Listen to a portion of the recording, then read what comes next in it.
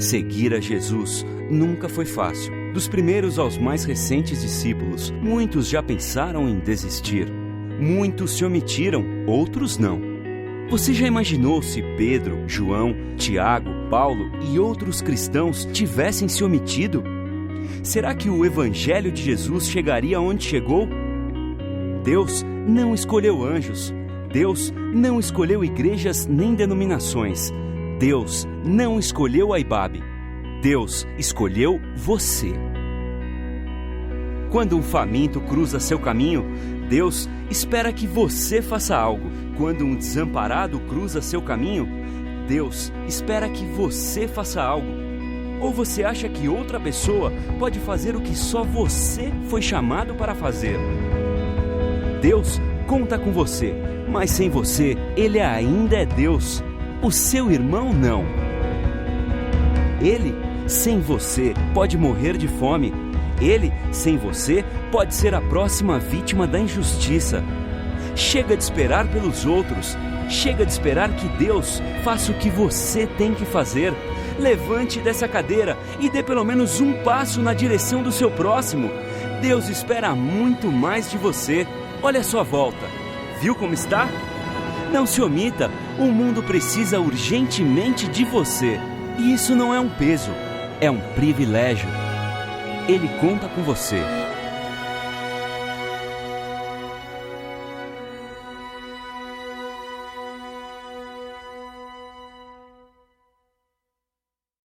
Salmo 115 diz assim a palavra de Deus: não a nós, Senhor, não a nós, nenhuma glória para nós, mas sim ao teu nome, por teu amor e por tua fidelidade. Porque as nações perguntam: onde está o Deus de vocês? Onde está o nosso Deus? O nosso Deus está nos céus, respondemos, e pode fazer tudo o que lhe agrada. Os ídolos das nações são prata e ouro, feitos por mãos humanas. Têm boca, mas não podem falar. Têm olhos, mas não podem ver. Têm ouvidos, mas não podem ouvir. Nariz, mas não podem sentir cheiro. Têm mãos, mas nada podem tocar. Têm pés, mas não podem andar. E não emitem som algum com a garganta.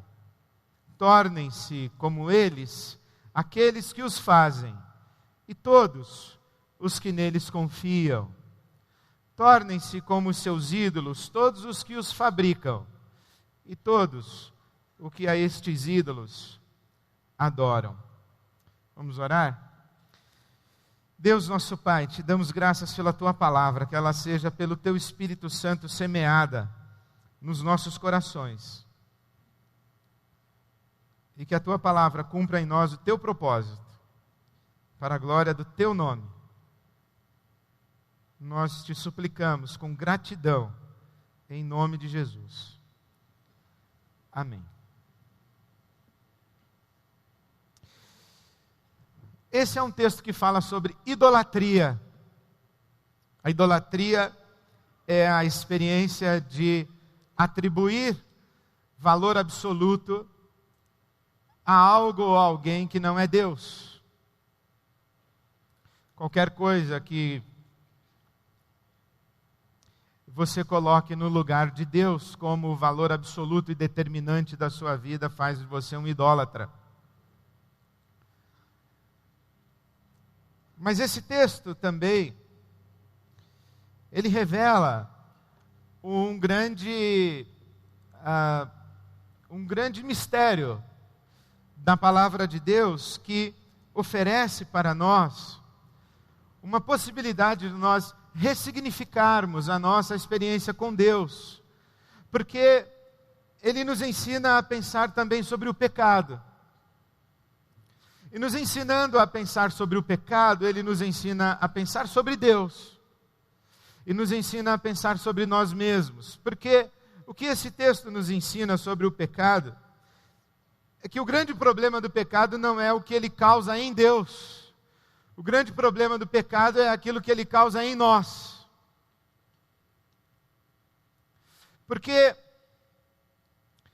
quando o salmista está denunciando a idolatria, ele termina dizendo que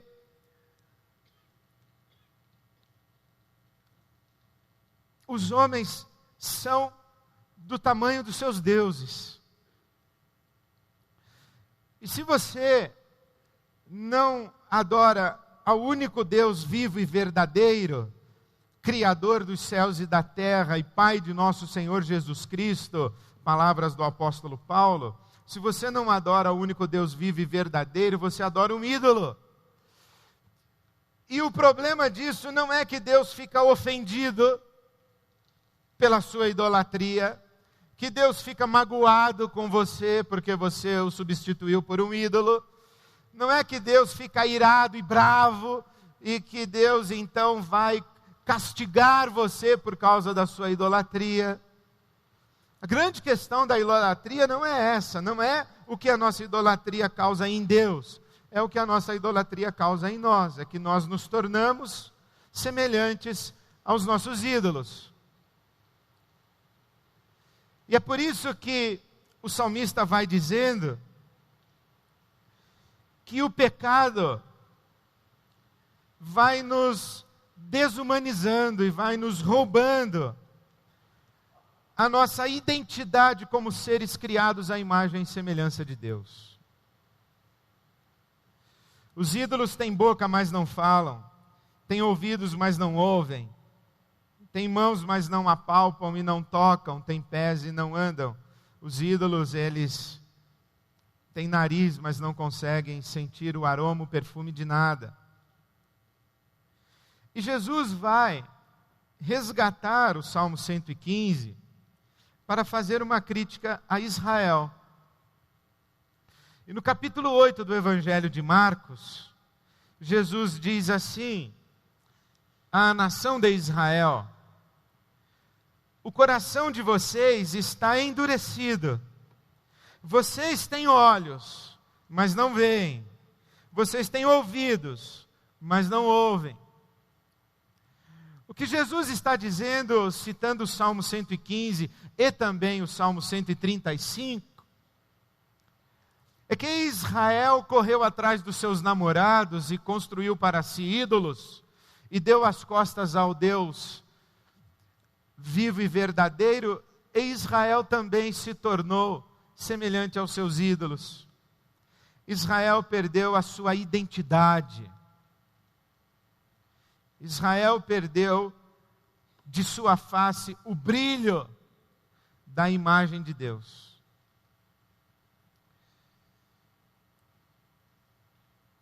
Deus não é um ser melindroso. Eu não imagino Deus tristinho porque eu não dei o meu dízimo o mês passado. Eu não imagino Deus tristinho porque você fumou ontem à noite. Ou bebeu um pouquinho mais hoje no almoço. Não, acho que provavelmente não, senão você não estaria aqui. Não foi o caso de hoje na hora do almoço. Deus magoadinho. O que eu imagino sim é o coração de Deus entristecido por ver o dano que o pecado traz no seu povo. O que eu imagino sim, e leio na Escritura Sagrada e que mais me causa impacto, é Jesus chorando sobre Jerusalém, dizendo: Jerusalém, Jerusalém, por que você está fazendo isso? Por que é que você está dando as costas para o meu Pai? Por que é que você abandonou a Deus e correu atrás dos seus ídolos? Eu ouço Deus falando pela boca do profeta Jeremias, dizendo: eu não entendo o que Israel fez, me trocou a mim, manancial de águas vivas, por poça de água de chuva. Eu não consigo acreditar nisso. O meu coração se entristece, eu imagino Deus chorando. E ao mesmo tempo eu imagino Deus tomado de fúria e tomado de ira por ver o dano da ação do mal na sua criação.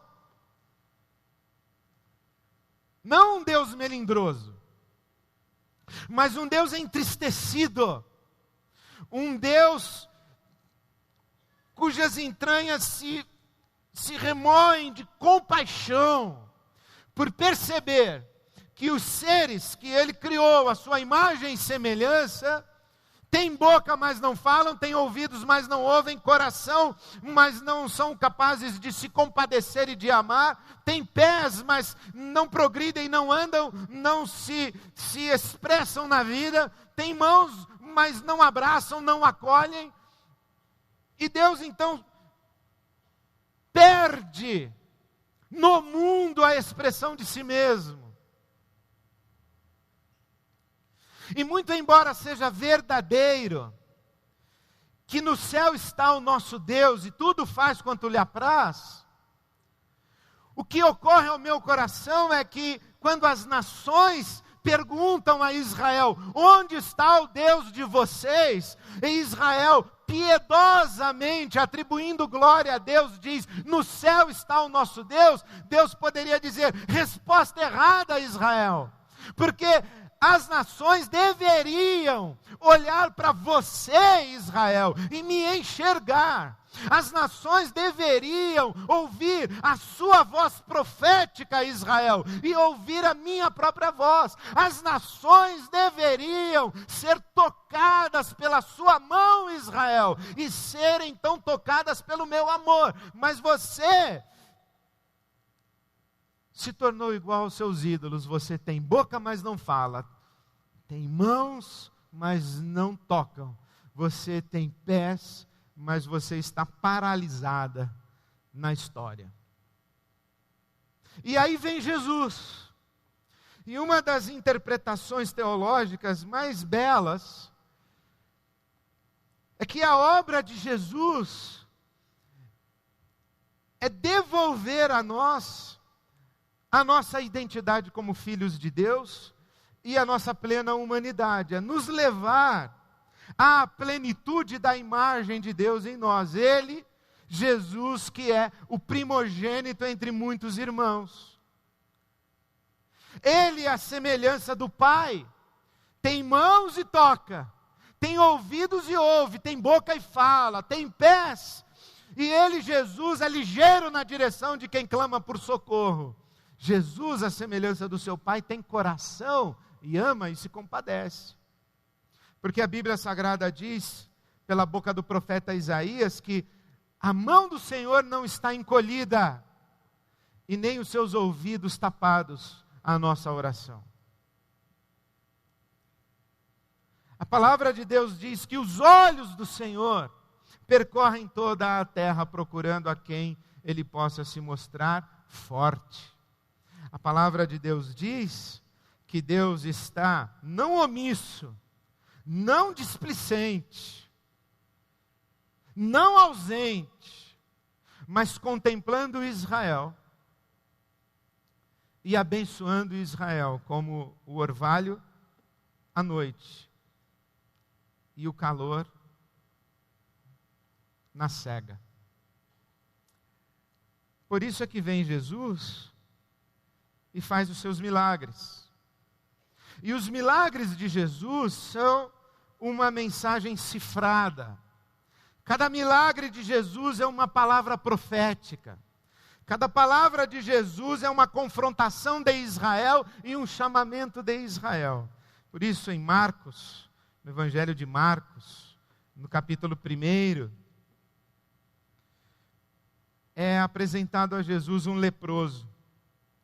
E este leproso, Marcos capítulo 1, versículo 40, aproxima-se de Jesus e suplica de joelhos: se quiseres, podes purificar-me.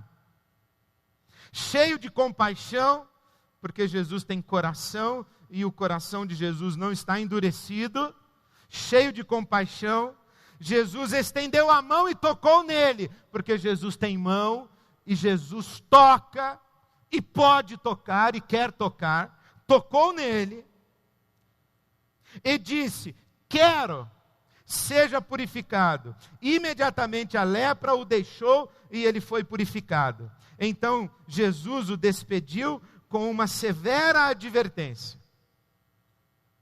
Marcos capítulo 1, versículo 44. Não conte isso a ninguém, Você, leproso, não conte a ninguém que você foi curado por mim.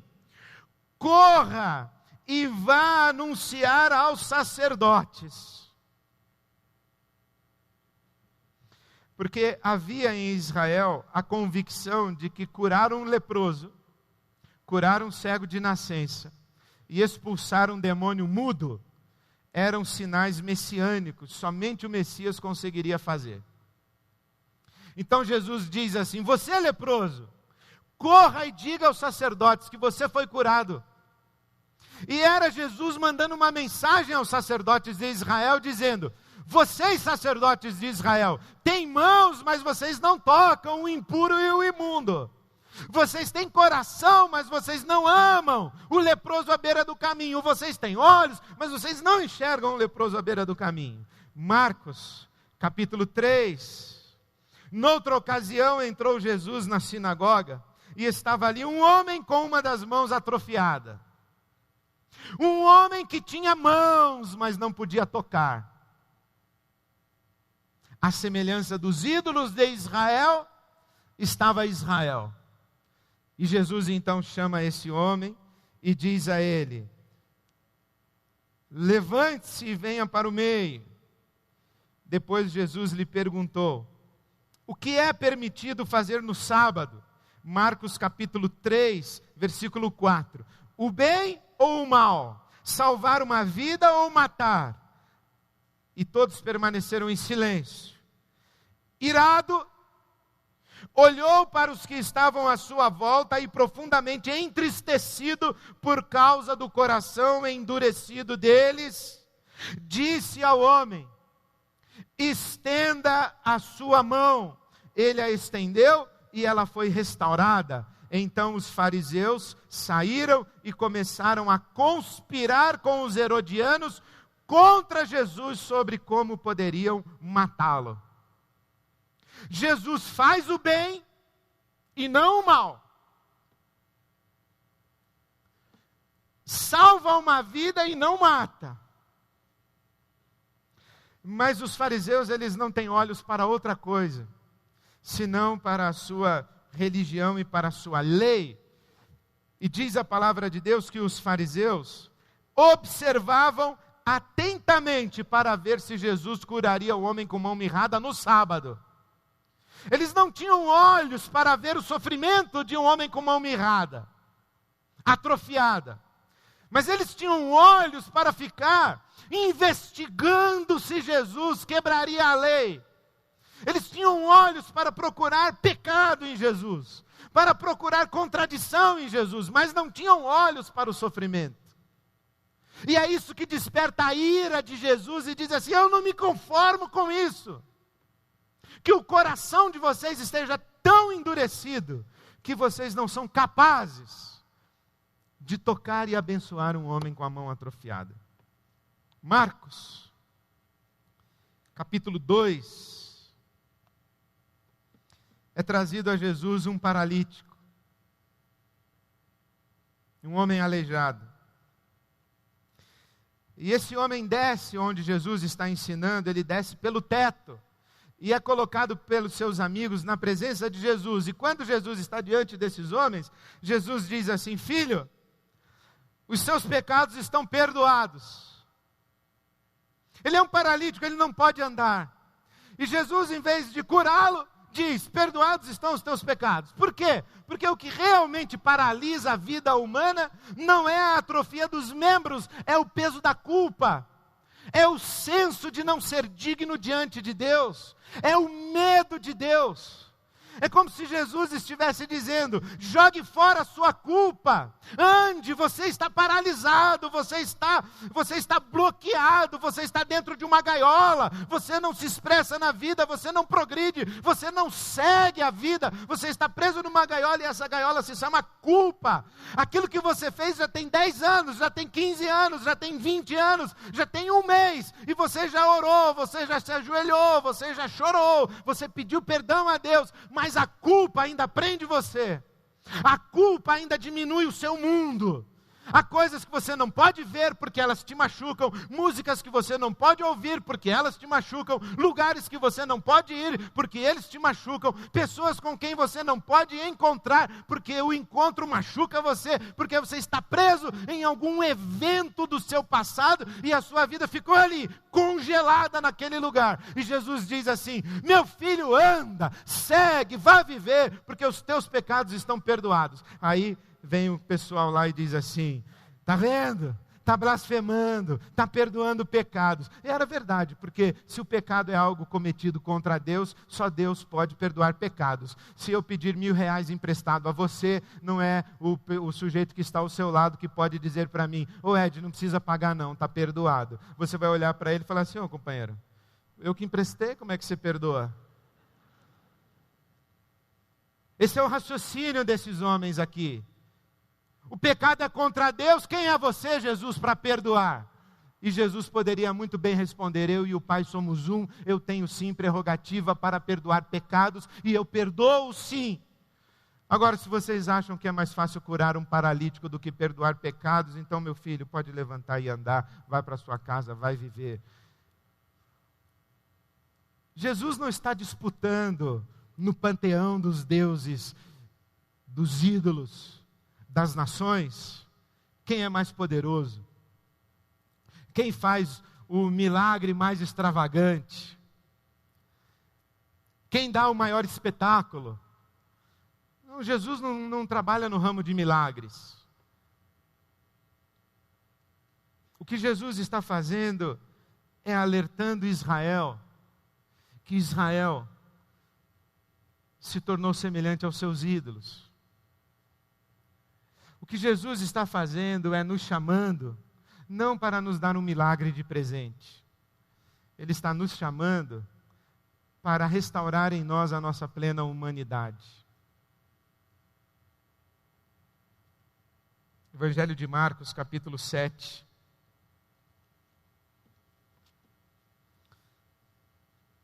Os versículos 31 a 36.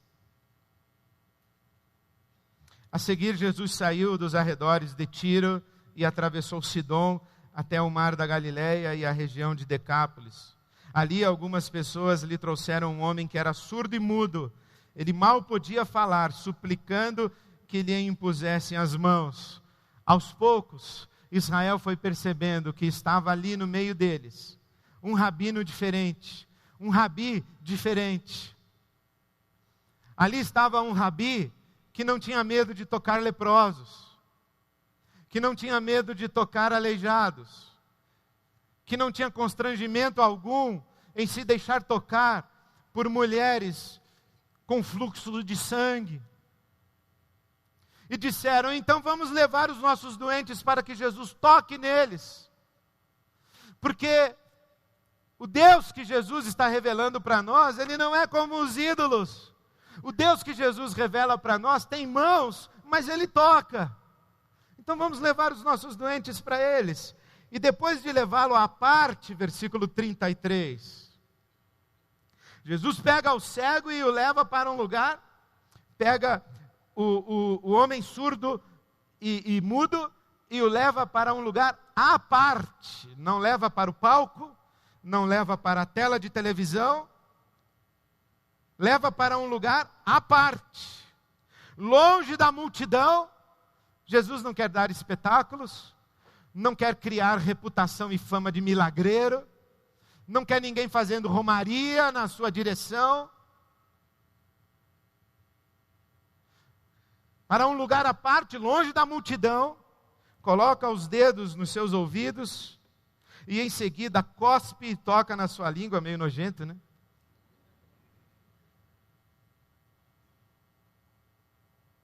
Mas olha para o céu e num suspiro profundo diz: Efatá, que significa abre-se. E com isso, os ouvidos do homem se abriram, a sua língua ficou livre e ele começou a falar corretamente. E a multidão dizia: isso é impressionante. A multidão maravilhada dizia: isso é maravilhoso. Ele faz tudo muito bem, faz até o surdo ouvir e o mudo falar. Capítulo 8 do Evangelho de Marcos.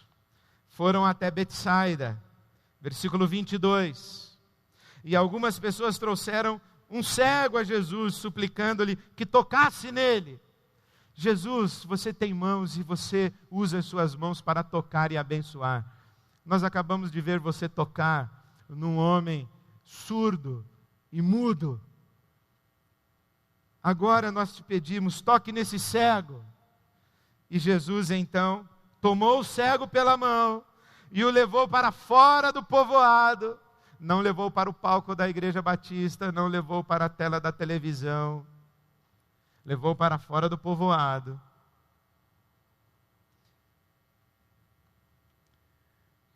Depois de cuspir nos olhos, Jesus tinha essa ideia de cuspir nos outros. Depois de cuspir nos olhos, eu vou estudar esse negócio aqui. Que papo é esse de Jesus cuspir tanto? Depois de cuspir nos olhos do homem, impôs as mãos sobre o cego e diz, você está vendo alguma coisa? E o cego disse, eu estou vendo umas pessoas andando, mas elas parecem árvores.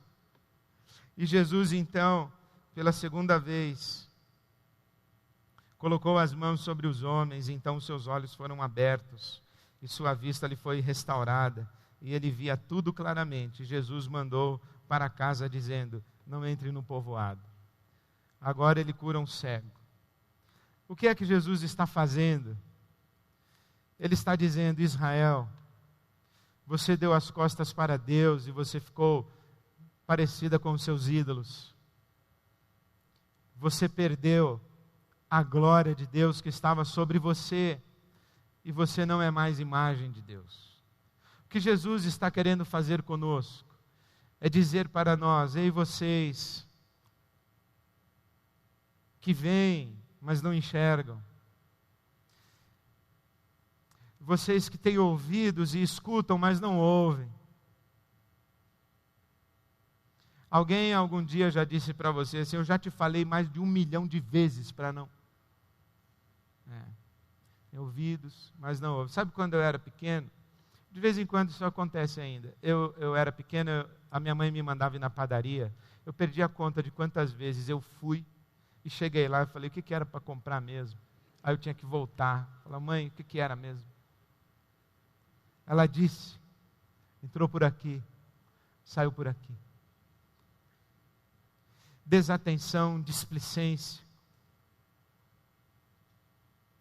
insensibilidade, falta de compromisso, falta de engajamento, falta de respeito. O que Jesus está fazendo é nos devolver a nossa plena humanidade. Por isso nós temos o privilégio, meus queridos, de dar uma resposta diferente da resposta que Israel deu às nações. A resposta de Israel foi teologicamente corretíssima. Onde está Deus? No céu. E no céu Ele faz tudo o que Ele quer. Mas Deus poderia voltar-se para Israel e falar assim, Israel, as pessoas não estão preocupadas com o que eu faço no céu. As pessoas estão preocupadas com o que eu faço na terra. E para fazer na terra, eu preciso da sua boca, da sua mão, dos seus pés, do seu coração. Desmond Tutu disse que sem os nossos olhos Deus não vê, sem as nossas mãos Deus não toca, sem o nosso coração Deus não se compadece. Porque os céus são os céus do Senhor, mas a terra Ele a deu aos filhos dos homens. É o versículo 16 desse salmo. As nações perguntam, onde está Deus? E Israel diz, no céu, fazendo o que Ele bem quer. Fazendo tudo que Lhe dá prazer. É verdade, mas e aqui na terra? Aqui na terra, Israel, é você. Aqui na terra, igreja, é você. Então nós podemos dar uma resposta diferente. Onde está o nosso Deus? Nós dizemos assim, em nós. E esse é o grande mistério. Leia na sua casa Colossenses capítulo 1, os versículos de 26 a 28. O grande mistério foi revelado. Cristo está em nós. e nos levando à perfeição, à nossa plena humanidade, a que sejamos seres humanos completos. Na palavra em português, seres humanos perfeitos, a nossa perfeita humanidade é a imagem e semelhança de Deus. Então, o que temos que dizer? Quando perguntarem para nós, onde está o seu Deus? Está em mim. Você quer ouvir Deus? Presta atenção na palavra da minha boca. Você precisa desabafar com Deus, os meus ouvidos estão à sua disposição. Você quer ser abraçado por Deus? Vem aqui que eu te abraço.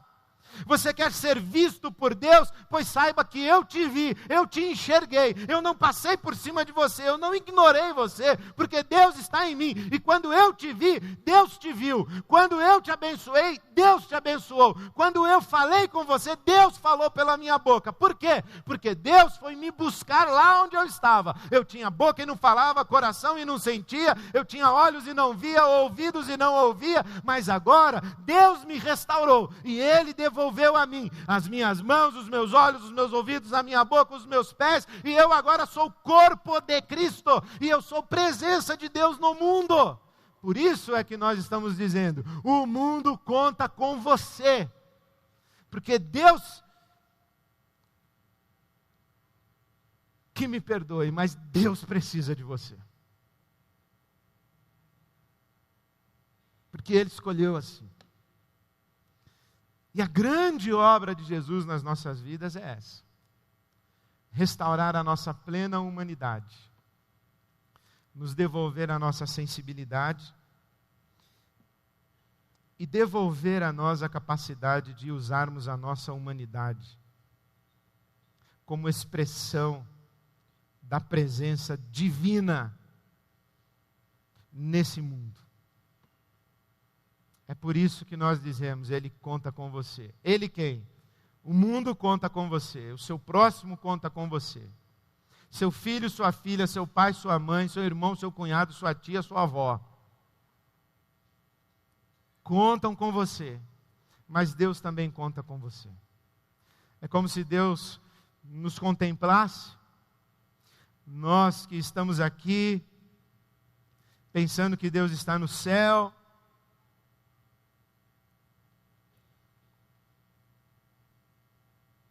e dissesse, o que vocês estão fazendo aí?